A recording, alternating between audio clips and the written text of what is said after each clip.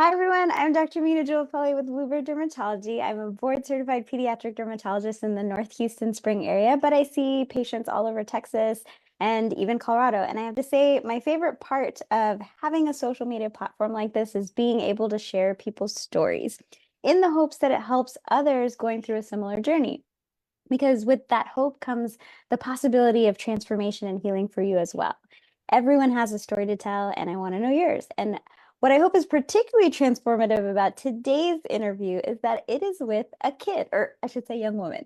I have a special guest with us today, Janvi Niranjan, who is a high school student in Sacramento. And she and her mom reached out to me through a residency classmate of mine because Janvi is a huge proponent of using her voice to create change, even through challenges that she has faced growing up with alopecia areata. And when I first met with her and I talked to her, I was so captivated by her strength and poise at such a young age, and I had to have her on so that she could inspire others with her story. So welcome, Janvi. Hi. So, in your own words, tell the audience a little bit about yourself. Yeah, my name is Janvi Niranjan, and I'm a rising high school senior, as you mentioned. I used to be a very shy girl. I used to not, even be able to order my own food at restaurants. And then in sixth grade, my mom forced me to join a speech and debate team. In fact, my school didn't even have one. She created one so that I would kind of come out of my shell. And I think since then, that was around the same time that I started losing hair again. I did when I was younger, when I was 2 or 3, and then my hair grew back and I didn't really have any issues. And then around sixth or seventh grade, when I started, it was a little bit of a stressful time going into middle school and all of that. So I started losing my hair again. And I think both of those things simultaneously gave me a lot of confidence to be able to use my voice and go through the challenges without feeling so alone. And I think that that's really special. What's interesting about a lot of times when I do these interviews, I'm doing it with either the parents or actually young adults who I have kind of watched go through this journey. And so it was especially kind of interesting for me and exciting for me to have someone on who's actually going through it right now.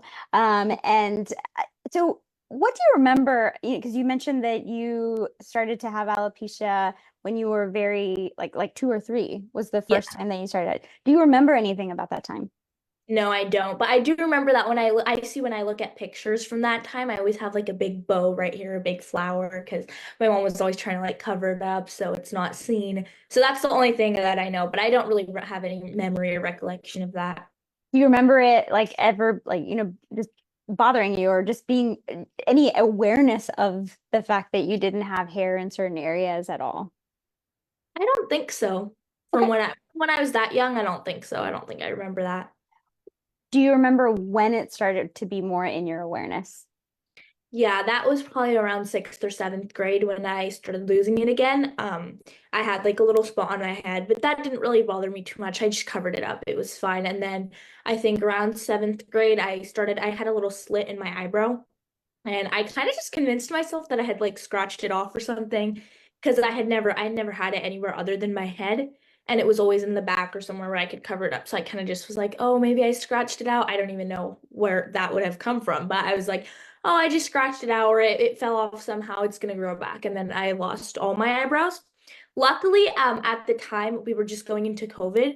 So it didn't really bother me because I didn't see anyone. I didn't really talk to many people. So it was kind of easy to like keep it under control. But then when I went to high school was kind of the point where it started to bother me a little bit more because that was the first time I was going back in person and I had no eyebrows. So that was probably the first time I started having like awareness that it was a different thing about me and that it was bothering me a little bit.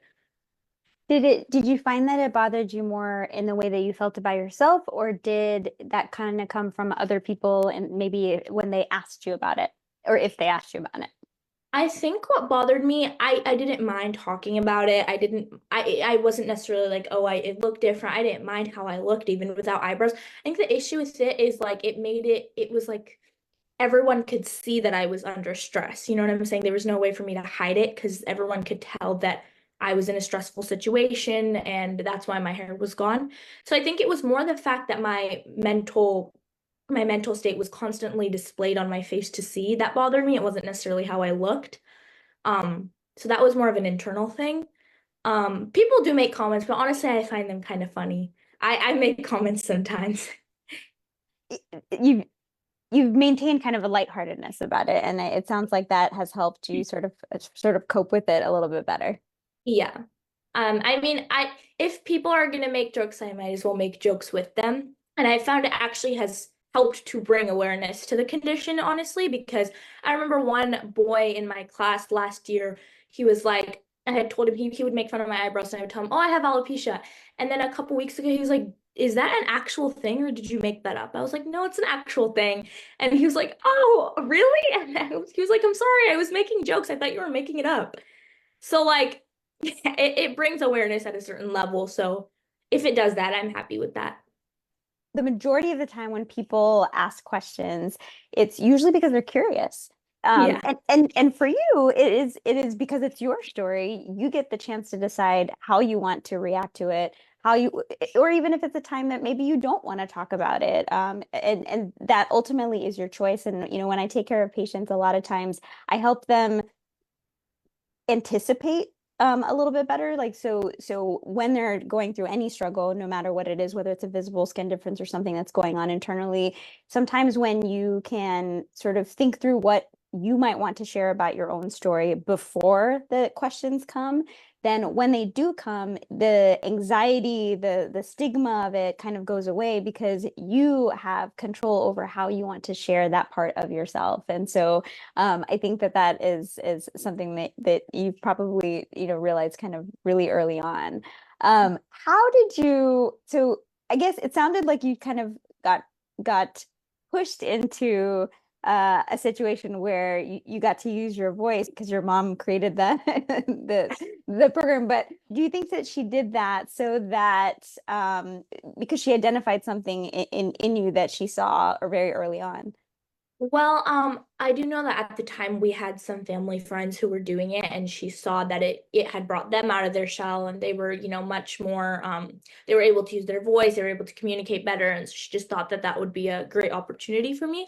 So she had seen other kids do it, and she had judged some of their competitions for them when their parents couldn't do it. So she had known that she wanted me to do it from a very young age. So when I got to middle school, she was like surprised that my school didn't have a team, and so she did it. I actually don't know if she saw something in me that was like, oh, she'd be good at it. I think she just wanted me to be a little bit more open because, like I said, I was extremely shy, like to the point where I couldn't order my own Starbucks. I was like always in a corner, like I was a very shy kid. So I think she just kind of wanted me to get out of that. What about it gave you that confidence where it kind of created a turning point for you? I think it was kind of my first competition. It wasn't a huge deal, but it's a pretty big league in middle school. So there's about like 30 kids in each different speech event, and then the top six make it to finals, which is, I mean, for the first time doing public speaking is a pretty big achievement, I think. And had made it to finals in my first competition, and I won fifth place for my speech. And I guess I'm very motivated by winning because from because when I got my little like trophy, I was like, okay, so I'm good at this, so I need to keep doing it. And I think then after that, when I noticed that I was good at it and I was able to kind of get a result out of speaking is what made me want to continue. But I think when I say I'm motivated by winning, that kind of got me started. But even now, even when I don't win, which I haven't won a lot in recent years, I still feel like I need to keep going. It's kind of like addicting now. Now I just can't stop talking. But yeah, I think that the win kind of motivated me, but then now kind of seeing how my voice can have other effects rather than winning is what motivates me now. Well, to that point, I initially met you because one of my friends reached out to me, and her son is actually one of your mentees. You're a coach. So Yes. not only did you kind of discover this gift of sharing your voice and using your voice to create change, but now you're actually using it to inspire others to do the same. So at what point did you decide that coaching was something that you wanted to do? Well, obviously, so the people that coached my team when I was in middle school were high schoolers, and I looked up to high schoolers who were doing speech and debate for my whole like my whole life, basically. I knew these people even before I joined middle school. And so that kind of made me want to do something like that. I was like, when I get to that level, I hope to kind of coach someone like me who would look up to me like that. So that's why when I was bored in quarantine in 8th grade, I started just like my mom was like, oh, TEDx again has this little like program where you can, go under the TEDx curriculum and teach like speech to some kids. So I just created like a little Google form and like sent it to one of the teachers at a local elementary school. And I got like 10 people, and I taught a little batch of 10 kids with one of my friends. And then that kind of like the word of mouth started going, especially in like the Indian community. There's a lot of word of mouth with parents wanting to get their kids ahead very early on. So it was like that was the opportunity. And so I started a little club, and it just kind of gradually kept going. And then that's kind of where I formed my nonprofit. But then when Okay, I I just y'all, she's yeah. 17. She is 17, and not only is she like coaching but she started a nonprofit. So please tell us about your nonprofit. Yeah, so that's where it started. It was just I was coaching speech and debate to a couple kids, and then it kind of grew into like, 40 kids in one session, and then we had to do multiple sessions because there was too many kids. And so we started, it's called LPI, or Learn, Perform, and Inspire. And essentially, we teach local kids speech and debate, and we collect money through that. And then we take the money and we donate it to organizations to support educational equity worldwide. And so we did a backpack campaign where we sent backpacks with school supplies to an orphanage in India. And then we also taught an orphanage in India public speaking skills. And all my friends like to joke. They're like, "Oh, you taught orphans speech and debate when they can't even like get their next meal." And I was like, "No, but it's more than that. I'm not teaching them to like win a competition. I'm just teaching them how to use their voice and communicate, because they're gonna need to use it one day. And if they don't get that, I think no matter what you're good at, if you can't communicate, it's like worthless. Like you could be the smartest scientist, you could be the best at math, but if you can't communicate those skills, you can't go anywhere. So I think that those are really important skills. I think that part of literacy is not just reading and writing, but also speaking. That's what I've learned. And so I think it was nice that I got to impart those skills on those kids. So yeah, essentially just supporting literacy and education equity is kind of the goal of the organization. But also teaching kids in my community is super special to me, because I've been teaching them. A lot of them are pretty loyal. They stayed with me. I've been teaching them since they were in 3rd grade, and now they're kind of going to high school now at this point almost. So that's also been a big part of why I keep doing it. And then I also coach my school's middle school program, which is how I met Connor. Um, so yeah, I do coaching in a couple different ways, because I really do enjoy coaching other kids. So, before I met you, I actually met you on screen first because your mom sent me a video of you actually doing a talk. It was about alopecia, and I don't think you even said until kind of near the end that you had it yourself.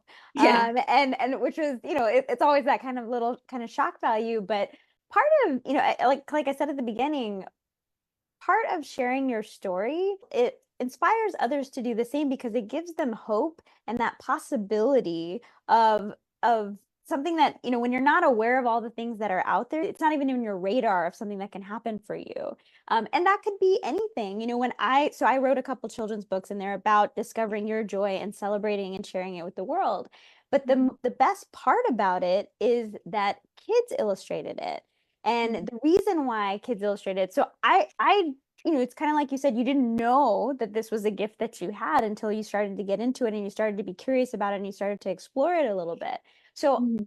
in the middle of the pandemic, it's actually good to be bored, because in that sense, boredom is where creativity happens. It's where things blossom. It's where you are forced to actually be curious and explore things that you haven't done before. And that's where kind of those new connections are made in your brain and where the magic happens. So the pandemic, in many ways, because people were bored, a lot of people were baking bread, you were realizing that you have a voice. I woke up one day and 3 children's books came out of me. And so I had no idea what to do with them. And I didn't do anything with them. I sat on them for years because I realized I wanted kids to illustrate them because I wrote them for kids.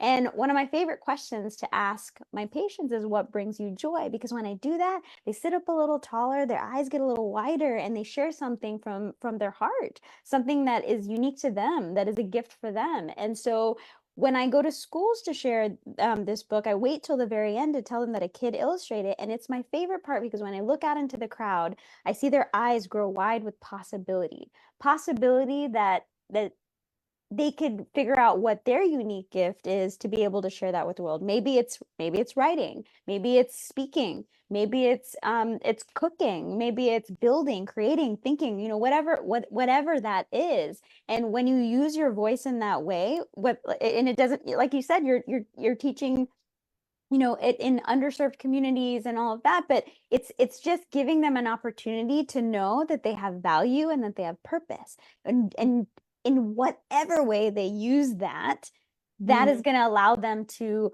learn, to grow, to make change, to create a ripple effect of change in this world. And that's what you're doing, even all the way across the globe, which is incredible to me that you've already kind of made such a huge impact, and you're still in high school, which is amazing. So what's next for you? What I mean by that is, you have this incredible vision of what you want to do for now. Where are you going to take all of this? Yeah.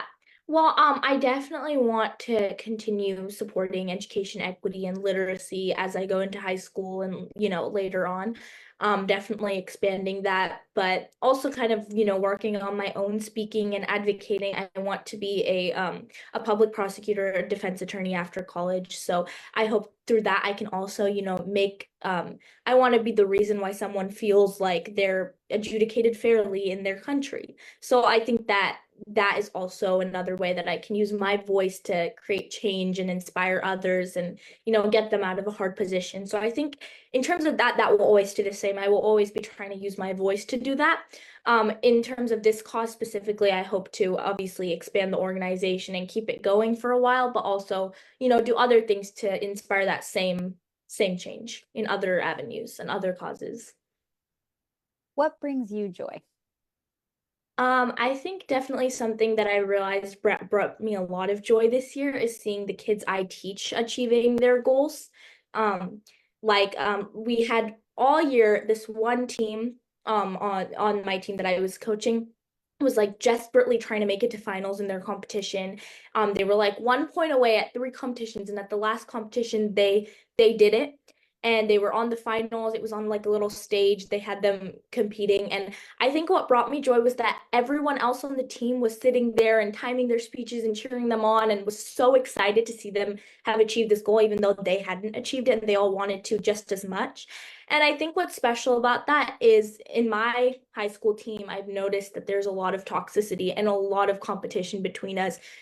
Everyone is trying to get to the top. And, to be fair, I've kind of gotten sucked into that at times. And I think it was so nice to see that I had not created a team like that. I had created a team that was genuinely supportive of each other. And so more than the win, I just was really happy to see that I didn't create a toxic team. I created a team that, just wanted to support each other. And that really did bring me a lot of joy. I it's funny that you actually leave me speechless sometimes, because you are so, again, so poised with all of this, like, what would you say? Because you mentioned, and what's funny is that I too was a pretty shy and quiet kid, and certain things happened in my life that kind of brought me out of it, but it really it is understanding the power that we all have, even at an early age. You don't have to be an adult, you don't have to be, have all these degrees and skills to be able to create change. It's something that you can do in your environment, in your family, in your friend circle, and those are things that you can do even now, at any point in time. And in many ways, I actually learn the most from kids. Kids oftentimes have so much more power because they express themselves, and they live and love and serve in the world with their heart. And I think as we grow, we get so much in our head. So what would you say to kids who are in that kind of stage of just not knowing who they are, what they're good at, what their unique gift is, before that they feel like they've had that voice of being able to share who they are with the world? what advice would you give them to explore that a little further so that they can discover what their gifts are? Yeah, I would say just try everything, be open to anything. I know there's a lot of pressure, especially in my community, to be like amazing at one thing. And one of my friends actually wrote a speech about this. I learned so much from speech and debate because I get to listen to speeches constantly. And so one of my really good friends actually wrote a speech about how you should be a Renaissance woman and how, a lot of times in our society we push ourselves to be really good at one thing, but it's okay to do 10 things and be mediocre at them. And when I was thinking about that, I was like, wow, that's so profound because it's true in our community. We're like, okay, if you're gonna do football, you need to be the quarterback, or like if you're gonna do speech and debate, you need to be a national champion. But it's like it's not true because not everyone is gonna get there in their time. I've been doing speech and debate for 7 years and I'm not a national champion yet. As much as I've wanted to be, I'm not yet. And I think that that's okay to be mediocre as long as you love something and as long as you're trying your best. I think it's okay to be mediocre. And if you're doing 10 things and you don't have time to make one your priority, I think that that's still okay as long as you like what you're doing and you enjoy what you're doing. So I'd just say to try everything and, just be yourself. You tapped into something that's actually really important. So when we learn new things and we meet new people and make new connections and try new skills and all of that, we're forming new connections in our brain. When nerves fire together, they wire together. And when you learn new things, those new connections are all stretching yourself out of your comfort zone into the realm of possibility. And when you stretch yourself out of your comfort zone, that's where self-confidence is built. Yeah. And so I love that you said that. And I actually love that you kind of validated the fact that I am also like a jack of all trades, master of none. I like to try a lot of new things. I'm probably not an expert or anything, but that actually is really cool because that means I am able to learn something new every day and actually, get better at things every day. So I It's love that you definitely said that. changed my perspective now. So yeah, I have been changed by a lot of people's speeches, especially a lot of my friends' speeches. So you've done such an incredible job of breaking barriers, and I want to take that into a little segue because another really cool thing that you're doing is that your nonprofit is helping to put on and sponsor a TEDx session coming up in August. So tell us about that. It's kind of cool because that's kind of the beginnings of the nonprofit was through a TEDx club, so it's kind of like a full circle moment. Yeah. Obviously, as I end the high school part of my nonprofit organization, it's like nice to kind of end it on that note. But yeah, it's essentially what we always do. We're just trying to empower voices and then donate all the proceedings to education equity. But we're doing a little boot camp. We have about like 60 middle schoolers signed up to want to do a tryout. So we're doing like just a little thing before the tryout because we're only picking 10 kids. But I think it's nice to see that so many people want to be involved and want to share their voice. I think that that's really cool. And we're also partnering with some local clubs and organizations to kind of see how in my community we break barriers at such a young age. It's a youth event, so most of the speakers are middle schoolers to high schoolers, which I think is also a unique part of the event because a lot of TEDx events are adults. Um, I so think I that's think awesome. it's just I think a cool opportunity for the community to get involved and feel like they're contributing to something, but also, telling their own story. One of the biggest, like the top fear for so many people is public speaking. Yeah. and and the fact that there are 60 kids wanting to come out there and be like, I want to do this for myself. That is incredible. So, I mean, I just whether it's with TEDx or whatever, you're already breaking that barrier of these kids just realizing that they can try something new and whatever happens, but they will leave with it with new skills and new level of confidence. Yeah. Which is what I hope happens. Yeah, no, I think that's wonderful. I first met Janvi on the screen where she was doing a little talk about the alopecia itself. She was raising awareness, but also how it affects people and herself with their own experience. So I definitely want to share that at some point as well. But what else would you like to kind of leave us with before we end this interview?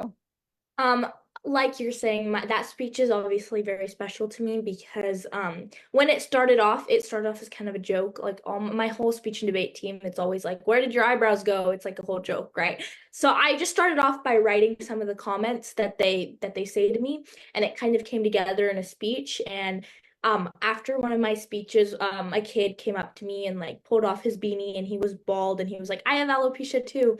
And so I just thought that Ah. that was so sweet, and I was like, and I didn't end up going so far in terms of the speech itself. I won a lot in the regional level, but then further than that, I didn't, because a lot of people didn't understand my impact. I think a lot of judges were preferring speeches on global warming, or these big world issues that that they thought affected everyone. But if you think about it, the kids sitting in that room, I think my speech affected them a lot more than the global warming speech, because even if you don't have alopecia, every single person has had some part of themselves that makes them unique or different. And I think getting to see that it's not as big of a deal as you think, and you can make a funny speech out of it, and at the end of the day it's more about like what you do with it. I think that that's a bigger message. And so I think, despite what the judges say about me not making an impact, I think that makes an impact. So I would just say to not feel discouraged by people saying you're not making a change, because any change is a change. If it changes one person, it's still a change.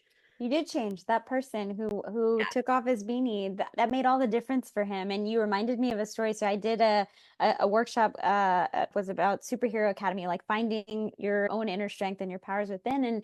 And at the beginning, before we started, I had she was 5 years old and she had alopecia universalis. So she had no hair all over her body, but she's someone who, the very first time I met her, she was 3, and when I walked in the room, I looked down because she was tiny and she had these little purple rubbery glasses, and she did this. And so I went down to her level and she said, "I have dragon breath and I breathe fire." I did not see that she had alopecia. I just saw this huge personality and this huge heart. As she grew up, she continued to have that just incredible confidence that just she probably just born with it.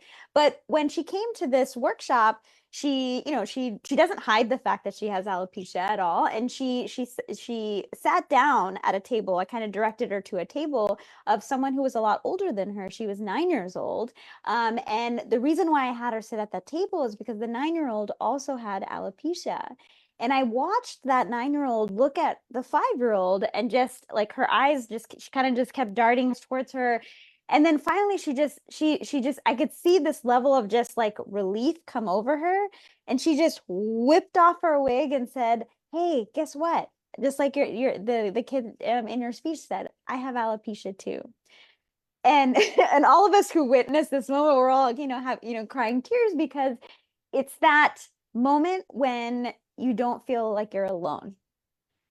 That moment is the most kind of transformative healing experience that anybody can have. And I recently heard this quote that when I becomes we, illness becomes wellness.